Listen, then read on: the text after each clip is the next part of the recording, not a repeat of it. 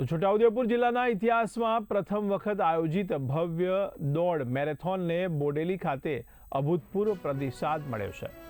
તો 8 ફેબ્રુઆરી 2026ના રોજ યોજાયેલી આ મેરેથોનમાં અંદાજે 10,000 જેટલા દોડવીરોએ ઉત્સાહભેર ભાગ લીધો હતો। તો બોડેલી તાલુકા સેવા સદન નજીકના ગ્રાઉન્ડ પરથી આ મેરેથોનનો પ્રારંભ કરવામાં આવ્યો હતો।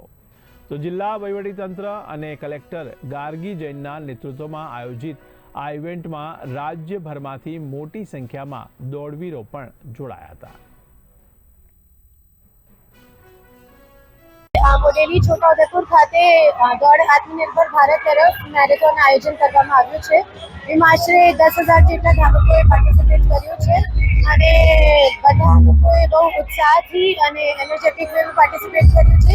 અહીંયા એક યુનિક રૂટ રાખવામાં આવ્યું છે જે કેનાલ સાઈડ હતું, એક તરફ ફોરેસ્ટ છે અને એક તરફ કેનાલ છે।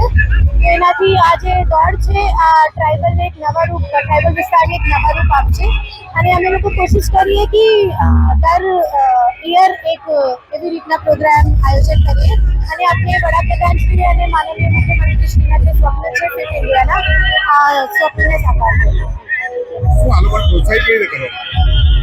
આ લોકો માટે ઇનામ પણ રાખવામાં આવ્યું છે અને જે 21 કિલોમીટર વાળા છે ફર્સ્ટ માટે 51,000ના છે। એવી રીતે જ 5 kilometre, 10 kilometre, x army run 1 kilometre બધામાં મેલ અને ફિમેલમાં ઇનામ કેટેગરી રાખી છે। આજે છોટાઉદેપુર જિલ્લામાં બોડેલી તાલુકામાં મેરેથોન દોડનું આયોજન કરવામાં આવ્યું હતું, જેમાં 15 થી 20,000 દોડવીરોએ ભાગ લીધો હતો।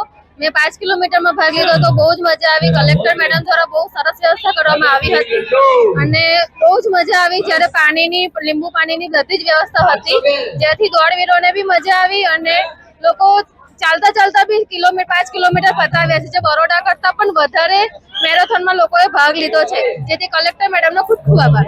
Thank you.